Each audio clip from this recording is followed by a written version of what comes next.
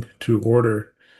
We begin the gathering by acknowledging that the land on which we gather is the traditional territory of the Haudenosaunee and Anishinaabe people, many of whom continue to live and work here today. This territory is covered by the Upper Canada treaties and is within the land protected by the Dish with One Spoon Wampum Agreement. Today, this gathering place is home to many First Nations, Métis, and Inuit peoples. Acknowledging this reminds us that our great standard of living is directly related to the resources and friendship of Indigenous peoples. And now we move on to today's agenda. Do we have any deletions or additions to the agenda? I don't think so. Nope. Okay. It being done, may I have a motion to approve the agenda? Moved by Robert, in favor. Motion carries. Actually, I should read the motion. Motion that the Designation Subcommittee adopt the agenda for this meeting held on November 14th, 2025. Copies have been previously distributed. We voted and approved that. Next is the motion to adopt the minutes from the previous meetings from October 17th, 2025. Does anyone have any questions, comments, or changes to that? Okay, seeing none. May I have a motion to adopt the minutes of the October 17th, 2025 meeting? All right, Holly moves that the Designation Subcommittee approve the minutes of the meeting held on Friday, October 17th, 2025. In favor? And that carries unanimously as well. Does anyone have any declarations of interest in today's agenda? Okay, seeing none. We move to item 7.1, which is the statement of cultural heritage values. And what is the V stand for? SCVH, Statement of Cultural Heritage Value or Value Interest. yes. Yes. So we'll start with, we have three of those. We'll start with 2 Queenston Street. Yeah. And everyone has a copy of that. But James, Yeah, you want I to will walk put us it up through? on the screen as well. Yeah. It's funny because I always just call them statements of significance. It's less of a mouthful. So, Mm-hmm. I'm going to okay. download Everybody can see that, I assume, at this point. So here we have so essentially what will happen is we'll have three properties go forward to the Heritage Committee at the end of the month, assuming that this group decides that they want to move them forward. So we have these memorandums that have been created, and these will essentially form the basis of the staff report that will go to council as well. You've probably already seen similar ones from previous properties that we've done. I don't know if we need to go into the architectural description and land use history. I think probably given we only have an hour today, probably want to zip through these a little bit. But just wanted to go through the evaluation quickly. So for this property, and I assume everybody knows what this property looks like. This one's at the corner of Queenston and Geneva, if I'm not mistaken, and was found to meet 6 of the criteria, 5 of the criteria. So definitely a good candidate for designation. It was found to be a mid-late 19th century Victorian commercial building featuring red orange brick, arched brick voussoirs, and cast iron storefront pilasters. It was also demonstrating high degree of craftsmanship and merit, or and artistic merit, likely for the craftsmanship rather than the artistic merit, but quality masonry detailing, cast iron elements, and period craftsmanship evident in the facade. Did not meet any of the technical or scientific achievement criteria. Historically, it was associated with notable figures in St. Catharines' early history, Gershom Wright and Thomas Brownlee. Was not found to meet any of the other historical criteria. And then for contextual value, it contributes to the character of the downtown's historic commercial core, and it's a landmark being visible at a major downtown intersection, and it was historically recognized as Wright's Corner or Brownlee's Corner. So then we have the draft statement. Did everybody have a chance to review it? Do you want to go through it, or did anybody have anything that they noted that they wanted to kind of chat about? Because otherwise, I think maybe we would just jump straight to the attributes. Does that make sense? I think so. With a lot of these, we've sort of talked about them time and time again as we've gone That's what I through the figured. process. Yeah. So, yeah.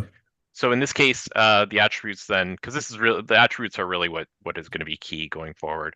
Um, so the red orange brick construction laid in a common bond, the segmental arch windows with brick voussoirs and stone keystones on the Geneva Street facade, the cast iron pilasters located on Queenston and Geneva Street facades, the shallow pitched hip roof with minimal overhangs and boxed eaves, stone foundation with visible coarse limestone units, variations in masonry indicating multiple phases of construction, tall vertically proportioned upper story windows with stone sills, the original 19th century massing and siding of the building on a prominent downtown corner, and the continuity of the building's commercial storefront configuration, including original window and door openings on the north and west facades. And here's a nice photo here of the building. Was there anything that anybody maybe thought wasn't captured in the list of attributes that maybe was missed, or seems to me like everything was captured there appropriately? Um, the only thing that, and it's not in this list of attributes, but it's in just the previous part we're talking about where we had all the tick boxes, the yeses Hmm. and nos. Yep. Um, we might add under, historically important people connected to the property if we can squeeze in Samuel L. St. John, Okay. because he was pretty important uh, in addition to Wright and Brownlee. So Like that, Samuel L. St. John, is that right? Or Samuel St. John or Samuel L. St. John? Samuel L. Samuel L. Okay. Yeah. And John is in just the typical spelling of John. It's not Yep. French Jean or anything like that. Okay. Nope, that's it. All right. I did find a really cool picture of this building. I don't know if we should, if I email it or not, from 1916. Okay, great. If you want to send it over, we can make sure that it's included in the photo package here, and then at least the committee members will have it for when it goes to them next week. Because the photo shows most of the building, not the entire thing, but most of it, and it was taken when the streetcar tracks were being redone. Hmm. But it's a nice early photo. Okay. Yeah, if you want to send that over by email, that'd be great. Okay. Okay. Does anybody have anything else they'd want to see added to the list of attributes potentially? I'll just zoom in on a picture here. When I looked at this, there wasn't anything that jumped out at me. It seemed like everything had been captured, but just want to make sure.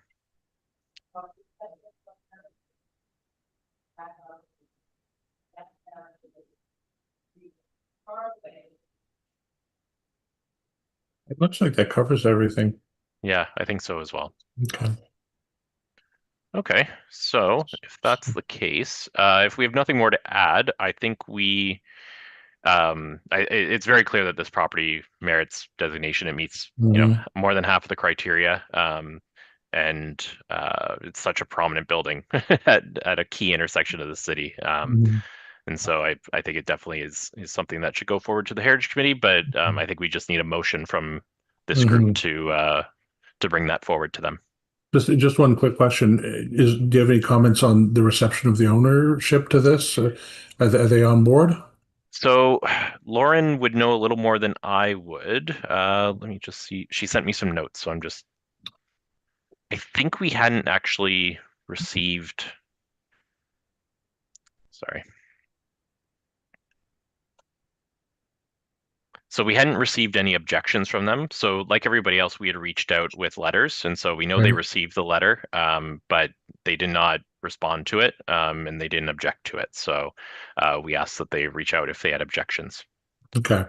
So that's So, where we are right now. I'll follow up though with Lauren, because we'll want to reach out to them again in advance of the Heritage Committee meeting at the end of the month to give them an mhm, opportunity to, if they are opposed, that would be kind of not their last chance to oppose it, but I think council prefers that we deal with any opposition before it goes to mhm. council. They don't necessarily want somebody showing up saying, I didn't know about this, right? Yeah, yeah.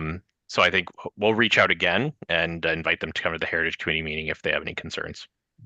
Yeah, I only ask because with the ones we don't respond, we're trying to cross our fingers a little bit. A little bit, Yeah. yeah. There's only so much you can do, unfortunately, in that case, right? Yep. But we know they've received it, and we've given them the opportunity, and they're more than welcome to reach out if they do have concerns. So, Okay. So would anyone like to make a motion to recommend this for designation?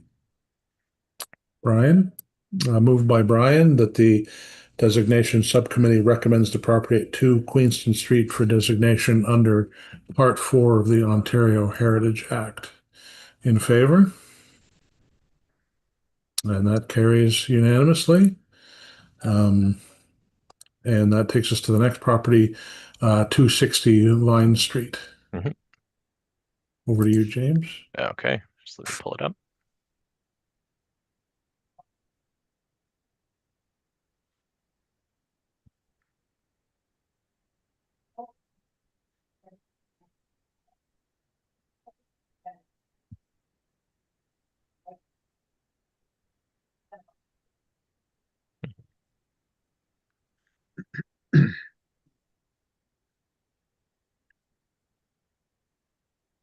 Okay, let me know if you can see that. Yep. Okay, great. So 260 Vine was found to meet even more of the criteria, met 6 of the 9, and for design value, essentially was, exemplifies the Italian villa style through its tower, overhanging eaves, and bracketed roof line. Here, maybe I'll quickly just flash a photo. Oh, there is no photo on here. Okay, sorry about that. I thought there would be photos down there to to show. Um, so sorry. So it exemplifies the Italian villa style through its tower, overhanging eaves, and bracketed roof line. The fine craftsmanship is evident in the paired brackets, the arched window detailing, and balanced proportions. It does not demonstrate any high degree of technical or scientific achievement. Uh, Historically, it's associated with the mid-19th century suburban villa movement and early development of the St. Catharines North End. Um, wasn't there also something with this owner who didn't he own a pasta company in the city or something like that? Am I misremembering? Or Yeah, he did.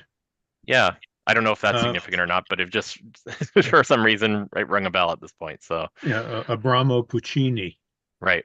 the Pasta King. Yeah. Not sure if that makes it significant for that reason, but it's something at least. So it does not yield or have potential to yield any information, and we don't know who the designer or architect is. From a contextual perspective, it contributes to the historical and architectural character of the Vine Street corridor, and it reflects the residential evolution of Vine Street from state properties to urban housing. And the towered form and visual prominence of the house creates a distinctive landmark presence. Um, so yeah, so it meets 6 of the 9, or it's found to meet 6 of the 9. And so the statement of significance uh, recognizes about a half dozen attributes. The 2-story stucco-clad brick construction, the low-pitched hipped roof with wide overhanging eaves and paired wooden brackets, the central tower with paired round-headed windows, the segmental arched window openings with stone sills, the asymmetrical massing and towered composition, and the original 19th century setback and lot configuration, and the property's prominence and location along Vine Street. And I can pull up, just take me a second, but I can pull up an image on Street View of the property.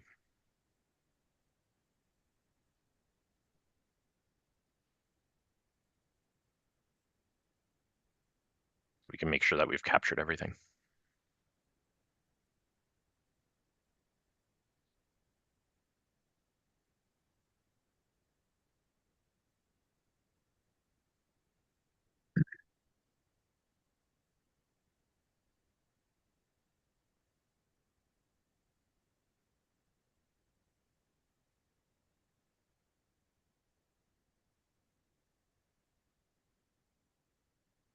Okay, can you see that?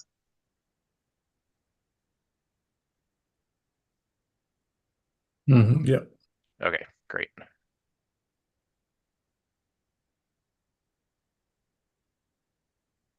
That really is such a gorgeous old house. hmm It really is. Yeah. It's such a unique house in the city as well. Mm, I mean the only other tower that I can think of off the top of my head really is on King Street at King and Academy there. 160, The I think it's Nealon House. 164. Yeah. And so yeah, it's just interesting that it's definitely somebody and I don't know the history of this house quite as well. And I'm as some of you might, but whoever built it definitely, was trying to make a statement, I think, with it, right? So is there anything that feel is missed from the attributes? I can put them back up on the screen if we want, or if you have them in front of you, that might be easier. It's hard for me to juggle between the two screens. Maybe I'll remind does everybody have the attributes in front of you, or do you want me yep. to read them out again? Oh, sorry. I do, yeah. Yeah, why don't you just quickly zip through Yeah, them no while we're problem. looking at it? So it's a two-story stucco-clad brick construction. The low-pitched hip roof with wide overhanging eaves and paired wooden brackets. The central tower with paired round-headed windows. The segmentally arched window openings with stone sills. The asymmetrical massing and towered composition. The original 19th century setback and lot configuration, and the property's prominence and location along Vine Street. The only thing that I'm noticing right now looking at it is maybe this bay window here. I was just going to say that, Yeah, I think that projecting bay is really, I think, significant. yeah, okay, I I think, will, yeah, that'd be an appropriate addition for sure.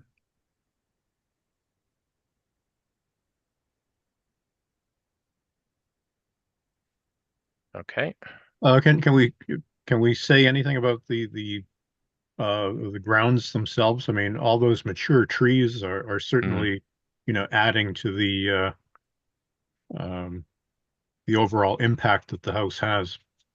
yeah, I mean, I don't know a lot about how to, like the aging of, like looking at a tree and being able to know if it was like when these were planted. Do we know, like, do we have, I imagine we have aerial photos actually maybe of the property from, let's see.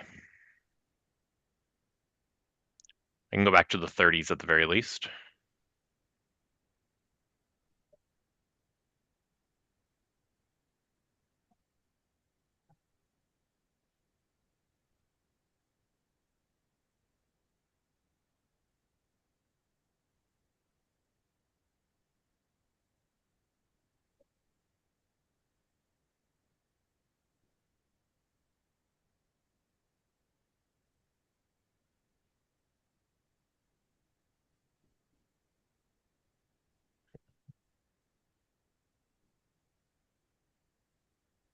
Oh yeah,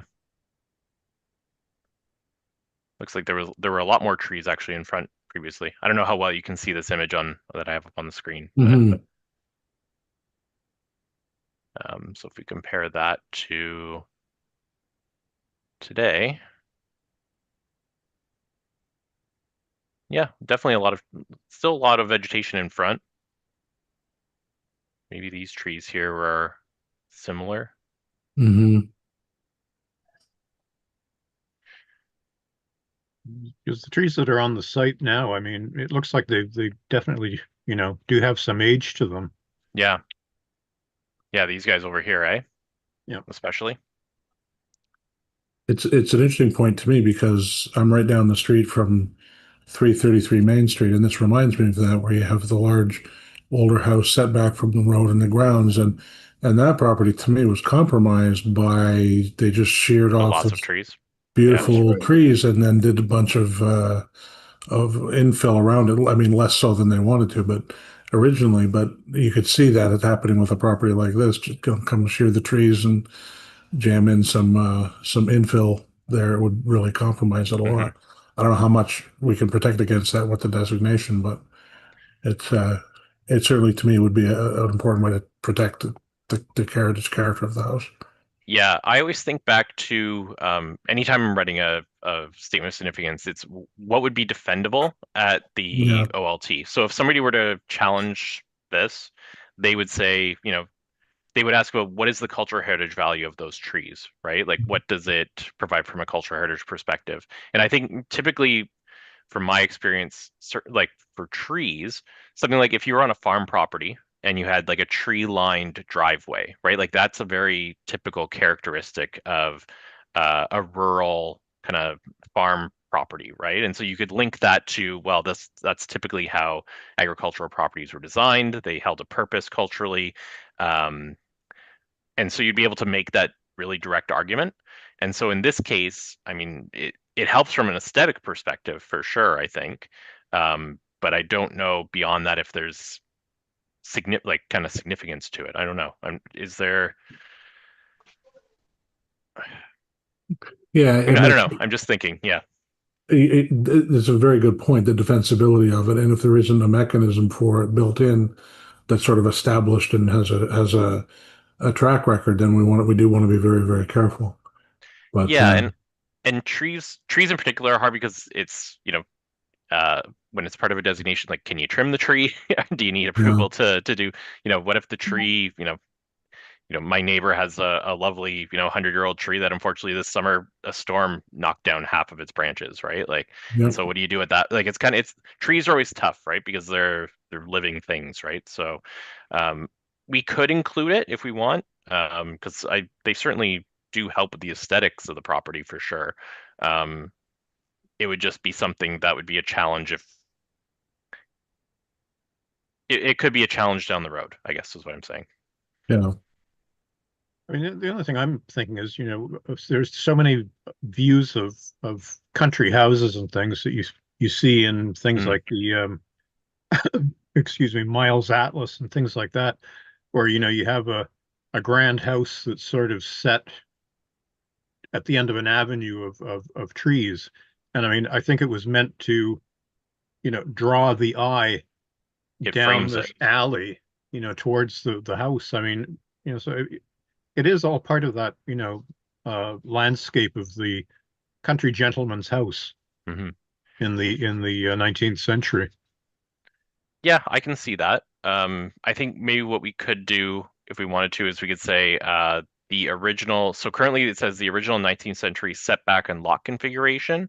We could say include a line in there about the how the trees frame, like the use of vegetation or trees to frame the building as well as the aesthetic. We'd have to tie it back directly to one of the um, like to the evaluation. So we'd have to go back into the evaluation and take a look at that. But that's something Lauren and I can look into. Um, okay, I will take a note on that and then see what we can add, and then we can make sure that it's brought up when we chat about it at the Heritage Committee meeting in a couple weeks. Does that sound good? yeah. Any other thoughts, anyone? Um, the only thing that, again, going back to, p historically important people associated with this property, um, we could list Mr. Puccini because, I mean, he was with his, macaroni factory. He was, a major employer for a number of years in the city. But I think we definitely should have Dr. Luther Cross mentioned in the list because Luther Cross was, the builder of the house, the first person who lived in it.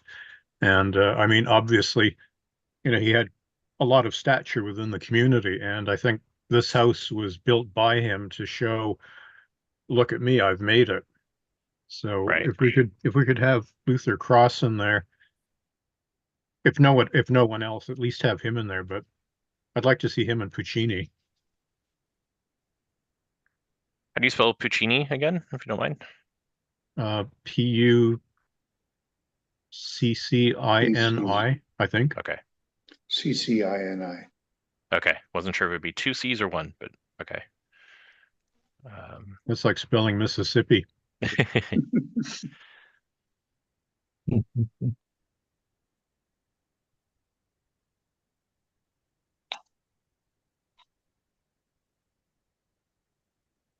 Okay, I will clean that up, but I've at least made a note of both their names, and then I will also look into.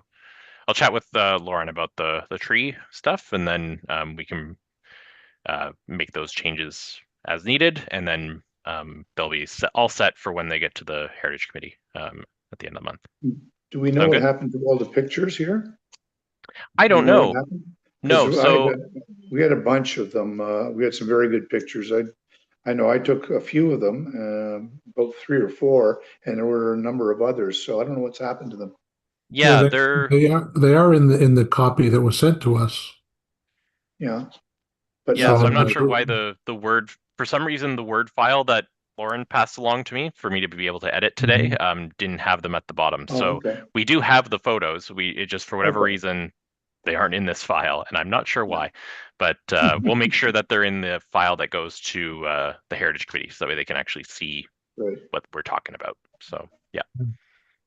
And just going back to the trees, I think another example similar to this of a tree framed Italianate house is St. Mark's Rectory Hmm.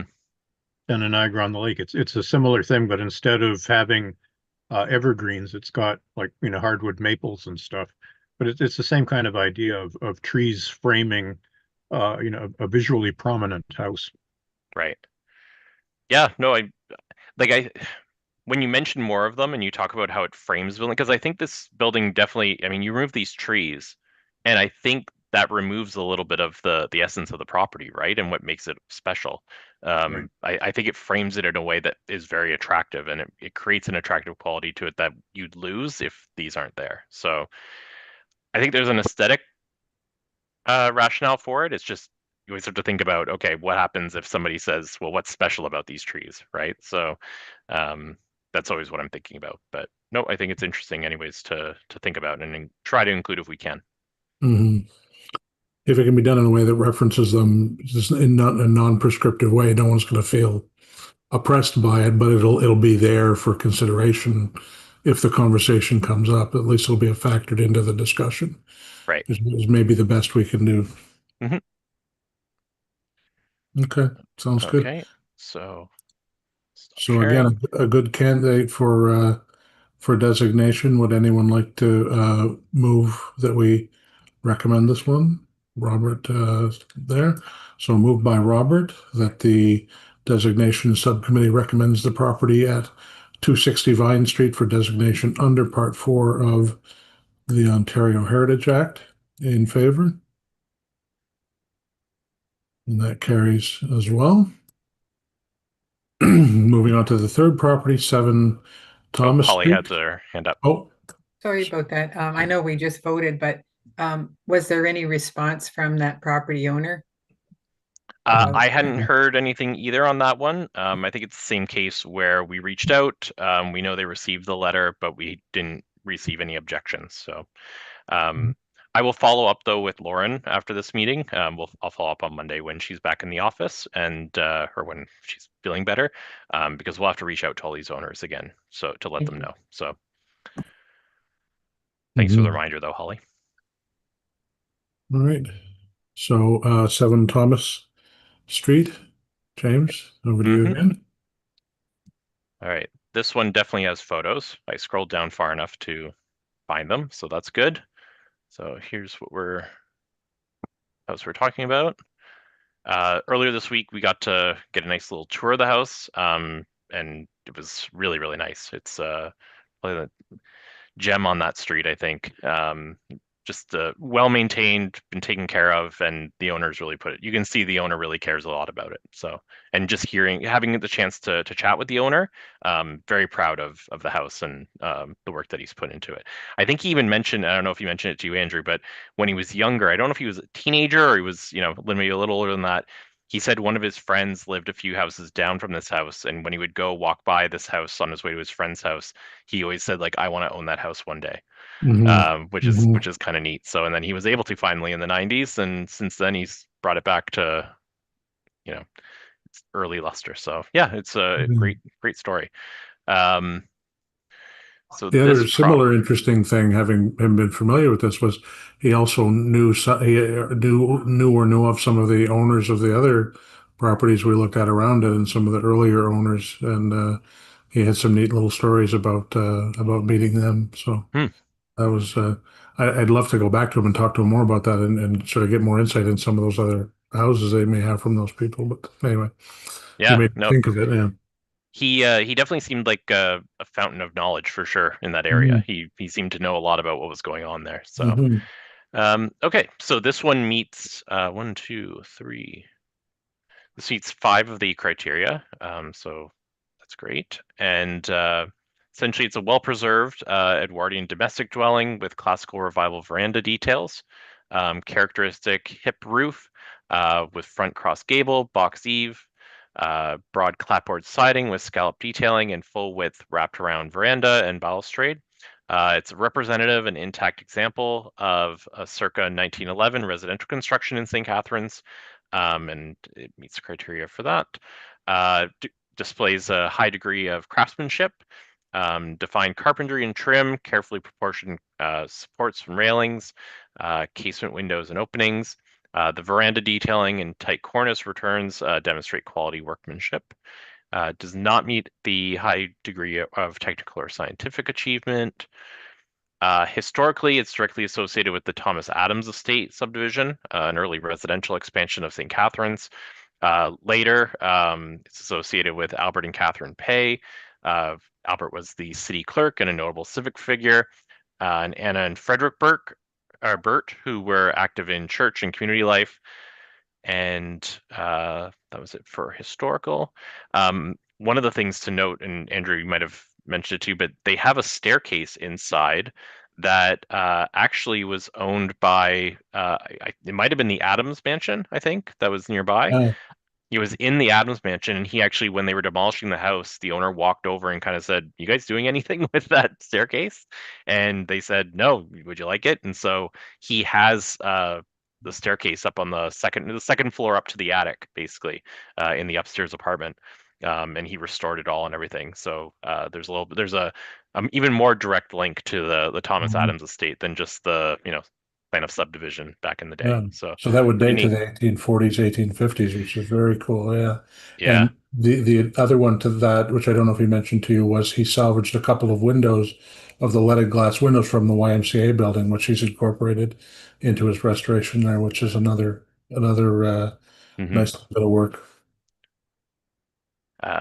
Okay, so it doesn't meet the other two criteria for historical or associative value, but it does meet from architectural value.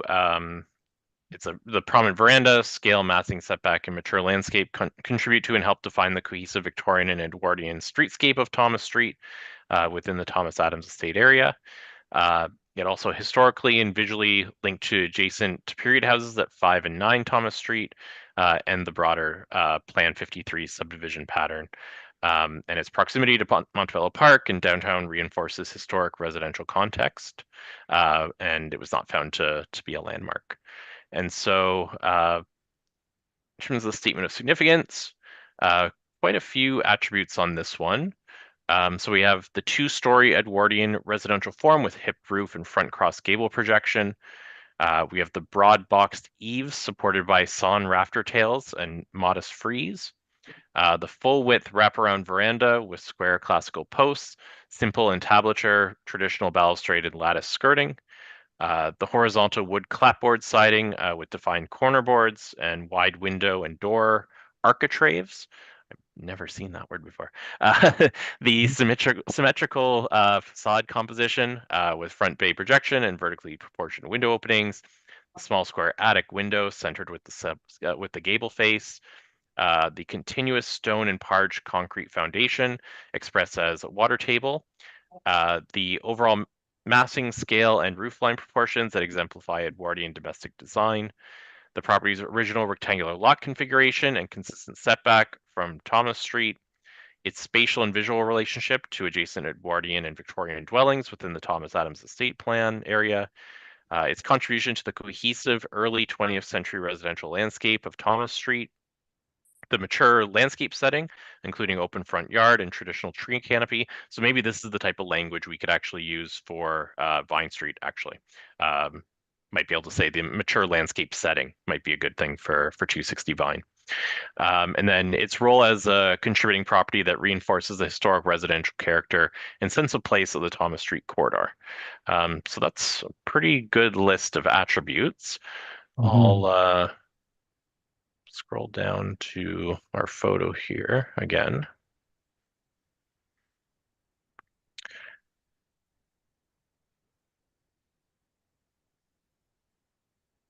I don't think there's anything.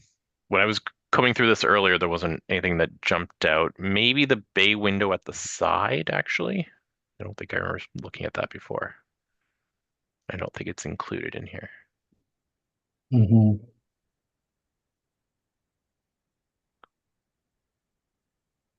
They have the front bay projection. The front bay.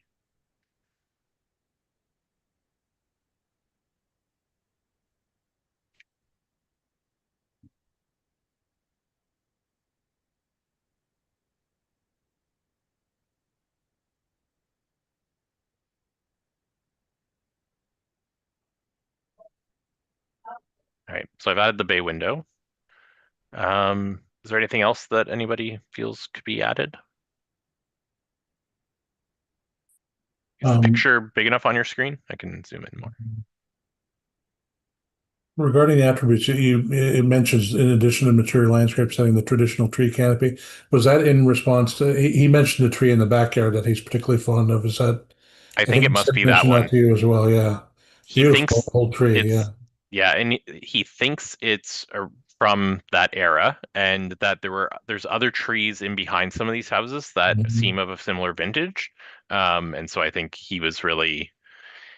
I think some of the trees in the area had been lost over the years, and that was a disappointment to him, unfortunately. And so I think that's why he really pointed this one out and flagged it and said, this is a really special tree. So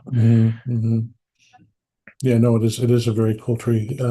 The only thing going back to the evaluation, it mentions the historical link to the adjacent period houses, but do you want to add, for example, the historic link to the other pay houses at 5 and 7 Welland Avenue potentially? Because they lived in those in sequence. And I don't know if that should be considered there. The other one, with the visuals linked to the surrounding. When I went up on the front porch, I was surprised how close it is to the Pierce house on Welland. And there's a historic connection there because, of course, Julia Pierce was an Adams who sold the property to the Pays, and that front porch basically has this beautiful view of the side of that house. And I just sort of in my mind was I got a picture of the neighborhood back in that at the time this was built, and so there's a visual and a historic link to that property as well. so Yeah. so that's 5, I assume, and that's 9 over here. And then which part, the ones around the corner, It's is that been what you're around like down here? well, this one here, number 7, Yeah. that's the first one of this group that got built, and that was their first residence to pay for it. They then built the one next to that on 5 Welland Avenue. Yeah. And not Oh, 5 sorry, Thomas, 5 5 Thomas, Welland. 5 Yeah, Welland. they built Got it. that and moved into that. And then this was their third house on Okay. the properties. Number 5 Thomas Street, the one you just pointed at, that was actually that originally was the back end of these lots were deeper, and they partitioned that I and see. built 5 on the back part of those lots. But those 3 houses are the 3 houses that the Pays inhabited over their time living in that area. So Okay. those are 2 of the others of this group that I consider more significant. I don't know where that's going to go, but there's definitely a link there. Whether it's worthy of mention here is subjective, but Yeah, I think we can, even broadly, we can say that it's linked to other other houses associated with the Pay family in the area. We might not have to get as specific as, this house and this house and this house and sure, this house. Like we might be able to broadly say, it's part of, and I think the write-up currently references that it's part of the plan for the area, right? Like right. it's referenced there at least. So maybe we can flesh that out a little bit more. And I can take a look at that in advance of our meeting at the end of the month.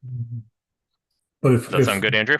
Yeah, so sounds good. And just the view you have now, if you'll spin about 90 degrees around to the right there, Yeah. you should see the Pierce house. Oh, it's behind this one, but you just yeah, You do on to Welland, is that? yeah. If you went up, yeah, there, yeah. Oh yeah. I'm not sure when these two here were built, I think, but I just it was interesting that it had such a prominent view of that house, and the historic link between the two houses sort of jumped out at me when I was there. Again, I don't know that it should be referenced here, but it was Yeah. a noteworthy thing for me when I was on site. It is definitely an interesting stretch. I mean, we have, this is probably one of the gems of the city, right? But even, Mhm. next door, unfortunately, I don't think I'd really paid that much attention to these guys because this one gets so much attention, I think, when you're driving down the street. But these are really quite nice houses. And then, yeah, your speed, like the one that we're talking about today, around the corner. Like this little stretch is actually a pretty nice stretch of architecture in this area, right? So, and then Mhm. obviously with Queen Street being right there as well, um, you know, it's a nice little pocket of the city with a lot of interesting things going on. So, Yeah, and Queen Street, and some of the beautiful ones right along Ontario Street in that stretch, yeah, similar yes, era, yeah, some really gorgeous houses there. So, yeah. Okay, let me take that back and see if I can add a little bit of meat to it, and then have it ready for the next mhm. Heritage Committee meeting. Yeah, does that sound good? Sounds good. And those are all small points I just putting out there for Yeah, discussion. no, that's great. Mhm. Any questions or thoughts from anyone else? See if No. we can get back in front of this building. See if we can get rid of some trees. There we go. A little clearer. Well, there you go. Yeah. All right. So again, this one meets the criteria. Would anyone like to make the motion to recommend designation? All right, Brian. Brian moves that the designation subcommittee recommends the property at 7 Thomas Street for designation under Part 4 of the Ontario Heritage Act. In favor? That carries unanimously as well. Great. So, fantastic. We move on to item 7.4, project updates. We have an update from James. Yeah, so I am now, so we're transitioning responsibilities. So Lauren is kind of doing this batch of properties that are going to be going forward, and then beyond this, I'll be taking over and doing more of the work that she was doing. So I think there's properties that people in this group have been like working on, and I just wanted to get a sense of maybe where, if there are any properties that are kind of rising to the top for you in terms of the amount of work that you've completed on it, just so I can kind of get a sense of where I should kind of pick up the pieces going forward. So didn't mean to put everybody on the spot about what work you've done and whatnot. Lauren gave me some notes as well about where things are, but wasn't sure if just off the top of your head, if there are any properties that you think, oh, you know what, for December or January, we can probably start moving forward on those based on the work that you've done. Mhm. For myself, I'm most of the way through the research on the Embassy Avenue Okay. properties. Um, Unfortunately, I haven't had a ton of time recently to finish that off, but it's well underway. And I'm hoping from there to move on to the Duke Street properties because I did the preliminary research on those, and there's sort of a group of them there that I think are high, high priority Yeah. candidates. So that's what I'd like to focus on if that works for the plan. Okay. Sounds good. And then, Brian, do you have any that you've had kind of time to work on lately that you've been? I haven't actually had the time to look at them with, doing other preparation for other Yeah, things. So, that's okay. And that, I didn't mean to put everybody on the spot as well. It was more so just get a sense of where things are. And Lauren's giving me some notes as well about other properties. So, Robert, did you have anything? Well, it's just the one that we talked about at a previous meeting at Academy and King, Yes. 164 sticks in my mind. Yep. That was worrisome because of it's prone for um, oh, what's well, I'm trying to be very never mind. If it It, helps, it has issues and it should be dealt with. yeah, if it helps, we've met with the owner recently. So Lauren and I are working on Good. that one. So yeah, and we had a chat with the owner earlier this week or late last week. So yeah, Wonderful. yes. Were the had anybody broken into the house recently? So they've been trying their best to keep it as boarded up as possible and to keep all the doors and windows locked. Unfortunately, people have really want to get in there, and so they haven't noticed any big things yet, as far as I'm aware, lately. But all it takes is one, right? And so hopefully they can keep it boarded up and everything. Um, yeah, they're trying, but it's hard. It's just people are trying to get in there a lot, especially now that the weather's starting to turn a little bit. So we'll keep an eye on it. And I appreciate, Brian, the email that you sent me the other day, because that allowed us to move, kind of let them know, right, what's going on, because they aren't necessarily keeping as close of an eye as on a day-to-day basis, right? So I think they're trying, but it's a tough situation. So There isn't any regular monitoring going on. so they do. I mean, they are keeping tabs of their building. It's just Mhm. more so on a day-to-day basis. If somebody gets in there and they don't catch it or whatnot, it's a little hard to. It just depends on what they're doing to get into the building and whether or not it's really noticeable, right? So it's a Yeah. it's a challenging one, unfortunately, and we've tried to come up with. We've told them, if there's something that they can do to, like, if they need to make some alterations at the back there to help board things up, or if there's because there are parts of the building at the rear that aren't quite as significant as the front portion. And we've said, we'd rather see that front portion for sure maintained long term, and if that means that to make it more secure, you need to remove a small portion of the back or something like that where somebody's getting in there constantly. You know, we'd be open to talking to them about that. So we'll see where it goes, but I can tell you though that we've had like we sat at a table with them last week, so that's Yeah, good. And that's great. yeah, and they know that we're interested in the property and everything. So Beautiful. yeah, Do they have an idea of what their long-term plan is for it? I mean, that's they do, but I cannot really speak to what they're. yeah. Yeah, unfortunately, it's one of those things where they have ideas and they bought the property for a reason a few years ago. It's just I can only share so much. That's all. So That no, totally fair, totally fair. yeah. Okay.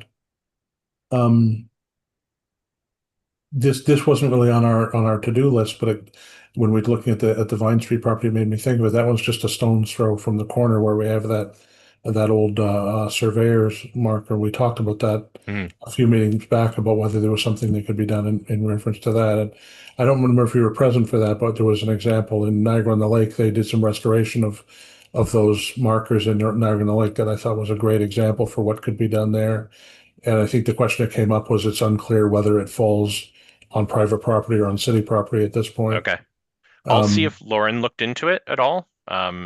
She hadn't mentioned it to me, but I remember it coming up. I don't know if I was in that meeting or if it came up a long time ago as well. And I do remember maybe Brian flagging it or something like that. But let me see if Lauren did any work on that. yeah, okay, great, yeah. Is It's that interesting with that boundary stone. If you continue along Carlton Street across the canal and you're getting into, just behind the Avondale area, there's one or two of those cut boundary stones along that stretch of Carlton Street as well. So it's kind of linking what was formerly Grantham and now Niagara-on-the-Lake, but with the exact same type of boundary stone. Hmm. So they were all done about the same time. Yeah, that's neat. So it is significant that way, I guess. I mhm. hadn't seen what Niagara on the Lake had done. Do you know like, what did they do to That's if commemorate them or to I'm not sure if identify the them? city did it or if someone raised money for it, but they just did a restoration and a lot of them had sort of sunk into the ground a bit. So they raised them. I think they anchored them and then put a little marker and protection around them just and then just a conversation that happened publicly around them when it happened with that sort of to me is where the win is to to talk about it, let people know. Yeah. It's communications opportunity as much as anything else, Hmm. uh, that ties into a neat historic period. No, for sure. Which Well, sort in of Niagara-on-the-Lake, looking for public relations wins, right? Here's I think one that can be done with a lot of money or effort spent. Well, this stone marker at Vine and Carlton is directly abutted by the sidewalk, right at the corner. It's probably less than a foot out of the ground, so it's in jeopardy where it stands. I mean, any kind of a collision could take it out quite easily. Right. And it's a very, very busy corner. Yeah. Okay, let me see if Lauren looked into it at all. I hadn't heard anything about it, but that doesn't mean she hadn't inquired about something. So we'll look into it and then I'll get back to you about it. Great. But I think that was it in terms of project updates. I think as we transition things over to me, I'll start working on properties as well. I haven't had a chance to start on those yet, but I'm still tidying up some stuff from basically what I was doing previously. So, but that will slowly start to come off my plate and more heritage stuff will come onto it. So as that happens, I'll be digging into properties as well. And I guess with that, we probably should talk about the December meeting. Oh, thanks, Andrew, for putting those in the chat. The December meeting, so obviously Christmas season and whatnot. So the Heritage Committee is going to meet earlier because of that. They're meeting on the 18th, I believe. So do we want to have a December meeting? And if so, does the 12th make sense? Is that a date that would work for everybody? Or are we thinking that, December is a very challenging month at the best of times so do we anticipate not getting a lot of work done or this group getting work done and we can push it to January and maybe have more work going on then? I don't know, just throwing it up there to everybody. For me, it looks like we don't have any new reports or anything that's going to be pending. So, I'm not sure that there would be a need for the subcommittee to meet, but someone may be aware of something I'm not aware of.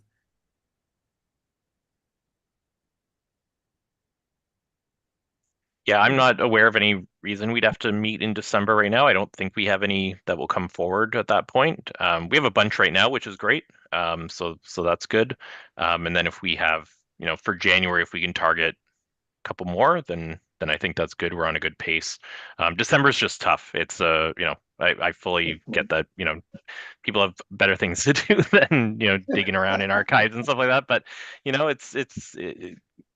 if you want to, you're more than welcome. But that time of year, I'm not going to expect people to, forego their holiday fun for this. So I'm not sure there's anything better to do than dig around in archives. That's as good as it gets. I wish I tried to dig I around in enjoy it. archives. I enjoy it too. But you got to take a break at some point during the year. So I opt for January. all right, January it is. So we'll I think it'll probably be 16th, probably. That makes sense, I think. Yeah, Great. January 16th, I think. Oh, there we go. Oh, Excellent. January. Great birthday present. Which date did you say in January? January 16th, would that work?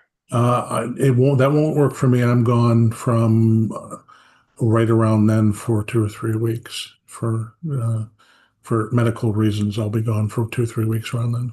Okay. Are you here the previous week or could we I meet? will be here the previous week. Yeah. Okay.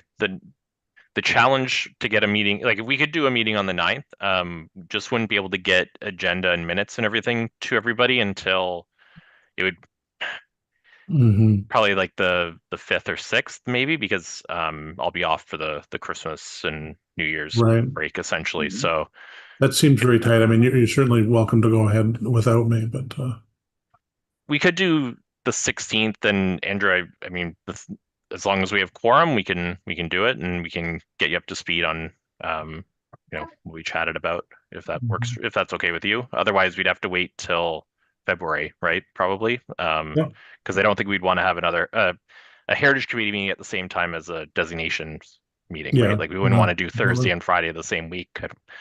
Don't want to take up all your time. So, well, I can always chair the meeting on the 16th. Okay. Andrew, as long as you don't mind that. My wife might want to take me out for dinner. Well, we can make sure that we do an hour. Get it done early. Yeah, I mean today, I mean we're gonna be done for 3:30 today, so I think we could probably Mhm. aim for the same thing. And Mhm. Robert, if you needed to, if the group needed to, we could meet at 2 instead, maybe instead of 2:30. We But can deal with that in the new year. okay, we'll It'll be cross the road when we fine. get to it. Sounds Yeah. good. I had Just one other question. I'm sorry. It sounds like Robert does. Well, go ahead, Robert. No, I'm good. no, I think it was me sort of Ah, Oh, butting is it in. you, Brian? Sorry, go ahead. Just going back to the work stuff. I think Lauren wanted me to help with the 164 King research. right. I don't know Okay. don't know how far she's got with that. The two properties or three properties that I was thinking of starting with were there's a couple on Academy Street. Okay. I think it's like 28 to 32 or something like that. And then there's the one on Queen Street, the La Scala Oh restaurant yeah. building. Yep. Oh, that's So right. those are the ones that I was planning on starting on. Okay. Nope, that's great. And I'll start going through the list as well and seeing which ones which one I should tackle. And yeah, I'll be doing that over the next few weeks. Okay, sounds good. I think we'll skip December is okay. We'll try to get what you can done, but also don't worry too much if you have other things going on, and then we'll pick things back up in January, and 2026 will be full bore, and we'll see what we can get done. Mhm. Good. Be my And retirement year. There you go. Do you have a date set? Uh, Hopefully about a year from now. Okay. If I can schedule my unused vacation credits and tack it onto the pre-Christmas shutdown, the office. Yay. We can have you. what are the bookies currently have the odds on that he actually gets out of there? I was gonna And say you will could do a last minute rush in December next year when we're up against the deadline. You can pull some all-nighters to get some designations done for us. yeah. The question I had was related to the other properties we're looking at. Hmm. That were when I last talked to Lauren, she said she thought they might be on the agenda for November 3rd to go to council, but it looks like they weren't. I'm just wondering if there's any update on They were on the bylaw list, if I'm not mistaken. So they wouldn't be an item. They're read off as part of the bylaws. right. I didn't check. I'm pretty sure she done that. At least in her notes, it says that had been done. I'm just going to confirm right now. See if it's on the.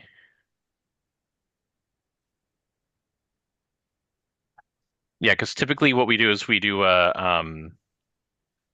the staff report goes for one meeting, and then a month later, we don't need a second staff report. It's just the bylaw gets read and gets approved. And usually it's read off with a whole list of other bylaws. So Mhm. just checking to see which. Yep, so both the 3 Elizabeth Street and the St. Paul Crescent properties were on the list of bylaws read. So Okay. yep, so we're in good shape there. Right. Yep. Okay. I'm interested primarily in regards to St. Paul, but I'll talk to you Yeah. outside of the meeting about that. No problem. And I'll follow up with Lauren. We're still kind of transitioning some of this stuff. So some of it is kind of, I'm not passing the buck to her, but we're still, doing that a little bit. So, Mhm. yeah. So I'll talk to her on Monday, and then we'll follow up with you, Andrew, about it. Okay, great. Sounds good. Thank you. Okay. All right. Is that Mark joining us? Somebody called in, so. I just see. had Oh, Holly. I just had something just before we leave. I have to leave shortly. Is there any chance that we could ever maybe have a meeting maybe at Mayhome? Like, is that something that we could ever do? Do you think, Brian? Like, I don't know if all of the members have ever been there. Would that be worthwhile to meet there? Is there anything to look at or not really? There's lots to look at in the house. Mhm. I mean, the original house is just a lovely gem. I can run it past the other board members at Mayhome and see if they have any objection to it. I don't see why they wouldn't allow us to be there. Yeah, I can ask. Yeah, or in the spring or something, do something. Right. Yeah. Okay. It would be fun to see some of the updates that have been going on there. So Mhm. Yeah, I think coming out of the meeting that we had in person, it seemed like everybody enjoyed that, enjoyed being in the same space with each other and kind of, talk. And it's different being face to face, right? And so I'm hoping that we can do that. I don't know if it'd be every 6 months or once a year, or, try to do that more often though, because I think this group in particular really enjoyed it and it was a good experience. And if we can do little field trips like that, like that's not a bad thing, I think. The issue that we run into is because it's technically a public meeting. So every time the Heritage Committee meets, the public can sit in if they want. So if we did hold it at Mayholm, technically anybody from the public could come in and just sit there and listen in, which I don't think our committee would necessarily have a problem with, but I think we have to be aware that that's the case. So if there was, a big issue on the agenda or something like that, and we did have people come, we'd have to be aware of that. So just something to keep in mind. That's all. But I do think it's a good idea to do some of these meetings at some of these sites because it's just nice to get out and see these places that are so important to us, right? So yeah. definitely, yeah. And the nice part about Mayhome is that it has all its original bells and whistles from 1857. Mhm. That's great. Okay. So I think that covers business arising from minutes and nothing else. Items of correspondence, I don't believe there are any. We talked about the My date of the next meeting, or is there one, Brian? my next standard article comes out tomorrow. Ooh, Oh. great. We'll look for that one for sure. Absolutely. And that takes us to our motion to adjourn. Does anyone like to make that motion? Everybody wants to just hang out together. No, Robert's willing to Always willing to get out of here. take the controversial position, always. That's right. That's right. So moved by Robert that the St. Catharines Heritage Advisory Committee Designation Subcommittee be adjourned at 3:37 p.m. In favor? And that carries as well. All Okay, right. so we are adjourned. Yep. So we'll see you in a couple weeks at the Heritage Committee meeting, and I'll clean up Thank some of you. these notes that we made throughout the meeting, and I'll make sure that they're incorporated in what's circulated to the group probably at some point next week, end of next week. Thank you. Right. All right. Okay. Great. Thank you, everyone. Thank you. All right. Bye. Have a good weekend, Thank you. everybody. Bye. Bye. Thanks. Bye-bye.